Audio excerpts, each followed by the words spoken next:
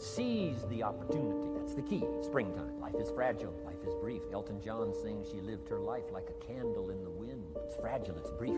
Whatever you're going to do, you got to get at it. Don't just let it pass away. Here's major lesson number 3. In the summer, learn how to nourish and protect. We've got 2 challenges in the summer in the personal development part of our life. And that is become capable and powerful enough in the summer and wise enough in the summer to nourish what's good and defend yourself against what's bad. Nourish and defend. The summertime is an interesting time. It holds the possibility of the promise of harvest time, but it also has the possibility of the threat. Sure enough, as soon as you planted your garden, the busy bugs and the noxious weeds are out to take it. And let me give you another word of advice. They will take it unless you prevent it. Summertime is an interesting time. Best as I can describe summertime, you got to nourish your values like a mother. Nourish like a mother. Go after the threat to the values you've got like a father. Deal with the weeds. Kill the weeds. Nourish the garden and kill the weeds. That's called summertime. What a challenging time. Give life like a mother. Take life like a father. Summertime. You got to deal with the negative as well as the positive. Summertime is a unique, complex mix of positive and negative, opportunity and threat. What a scenario of life itself, opportunity and threat to the opportunity. And you got to deal with both. You got to think positive and you got to think negative. You got to handle what's ever out to threaten you. You got to learn to threaten it back. Summertime, interesting time. Nourish like a mother. Defend like a father. You got to be like your bloodstream in the summer. Red corpuscles to what? Nourish. White corpuscles to what? Fight. You got to both nourish and fight. You got to nourish and be vigilant. White corpuscles think negative. You can't just think positive. You call me naive. Somebody says, well, I've been taught to be all positive. You'll be some kind of freak if you think be all positive. Thank God for white corpuscles that think negative all day. Guess what white corpuscles are looking for all day? Problems, infection. White corpuscles say, just show me some infection, I'll kill it. Why? It's out to kill the body. It's out to kill our chances. It's out to kill our future. Whatever threatens us, we threaten. I'm asking you to take sword to your enemies. Whatever's out to threaten you, threaten your health, you got to threaten it back. Like white corpuscles, kill what's evil, nourish what's good, love like a mother, hate like a father. Father says to whatever threatens his family, 2 or 3 more steps toward this family, toward my family, you'll cease to exist. I'm father, I kill. You got to decide that the behavior pattern that you have adopted doesn't work for you. You got to change your strategies, and changing your strategy means reinventing your life, recreating you, and you have the power to do that. You can decide that you're going to change, that you're not going to be a wimp. You can decide that you're going to stand up to life. You can decide that I'm going to live each day as if it were my last. You have the power to make that decision. You can decide I'm going to work on myself and develop myself. I'm going to empower me. And all of these things that are happening to me right now, they're just temporary inconveniences. They're not stronger than I am. I'm in charge here.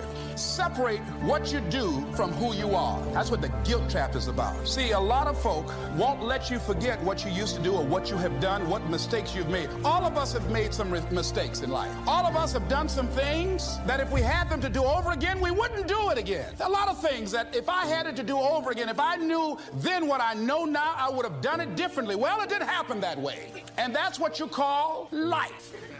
I didn't do it like that. Oh, you don't want me to live that down, huh? You want to keep on putting that in my face about what I did. Guess what? I'm not interested. That's what I did then. Won't do it today, so you are picking on an innocent man. Hello. You have just said that regardless of how good or bad my past has been, regardless of how good or bad my present is, there's something I can specifically do now that will make my future either better or worse, and the choice is mine. Now, folks, that's profound. I'll always tell you when I've said something profound. And the reason I do is I found out a few years ago that an incredibly high percentage of my audiences do not recognize my profound statements when I make them unless I tell them this is profound. Now, this is going to involve a lot of communication. We had a lady right here in Dallas went down to see her attorney about a divorce. And the lawyer said, what's the problem? And she started rambling. He said, no, said, be specific. And she said, like how? And he said, well, do you have any ground? She said, oh, yes. As a matter of fact, we got about 40 acres right out here on the north end of town. He said, no, that's not what I'm talking about. Said, do you have a grudge? She said, no, but we got a really neat little carport there right on this side of the house. And he said, woman, we need to make this personal. She said, like, yeah. And he said, well, does that man ever beat you up? She said, oh, no. Said, I'm up every day, at least an hour, hour and a half, 2 hours before he even turns over.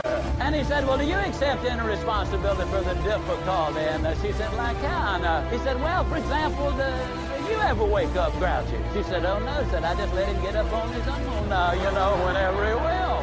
And he said, well, why do you want to divorce the man? And she said, well, the guy just can't communicate.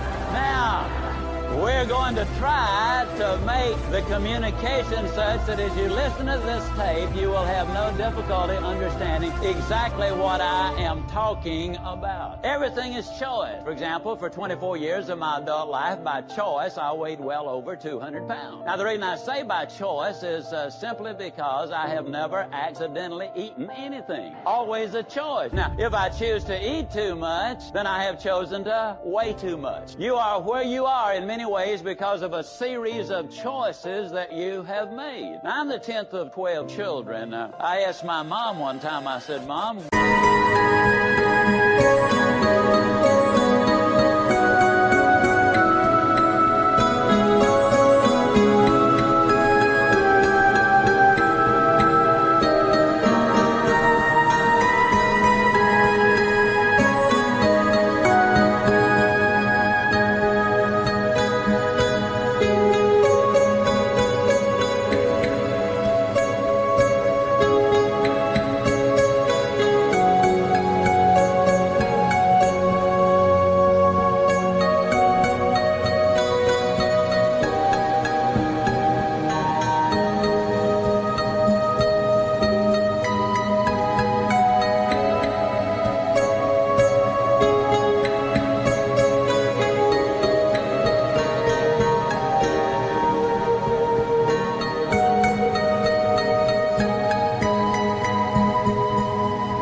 so many? And she said, well, son, where do you think I should have stopped?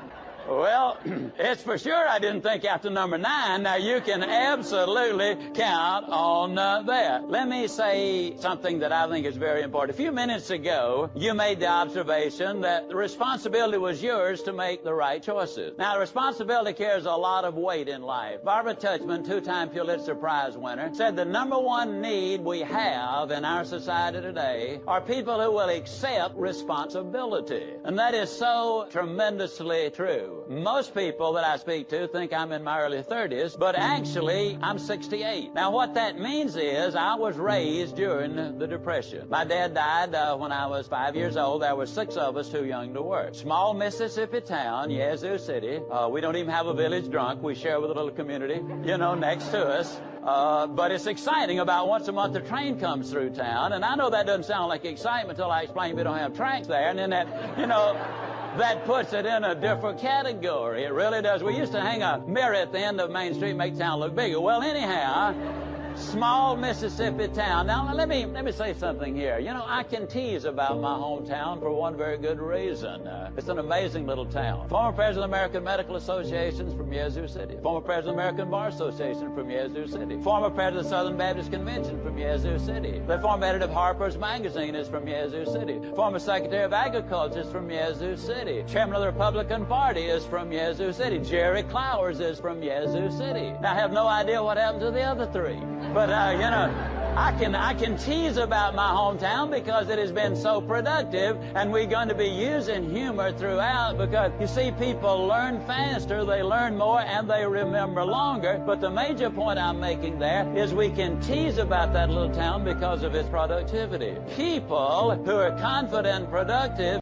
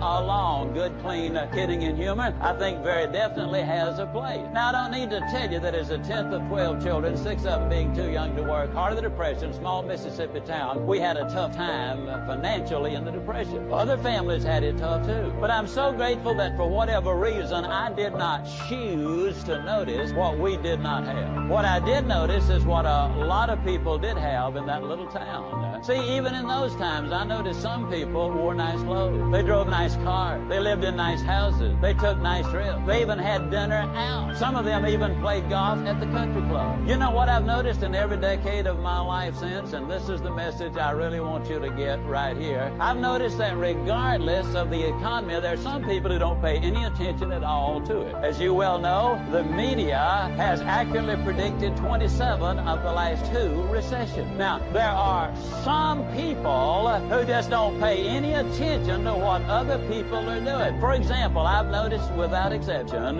that in some instances, many instances, when the economy is absolutely magnificent, there are a bunch of folk going broke. I have noticed that in some instances where the economy is absolutely horrible, there are a bunch of folks getting rich. How many of you have noticed exactly the same thing? Now, this is major point number 2. Major point number 1 is you do have a choice. You can do something now about your life, making it either better or worse, and the choice is here. Number 2 is this. It is not what is going on out there. You see, a lot of that you cannot change. There's nothing you can do about Bosnia at this moment personally. There is something you can do about you and your future. It's not what happens out there that makes the difference in your life. It's what goes on between your own 2 ears. Now, that's what makes the difference.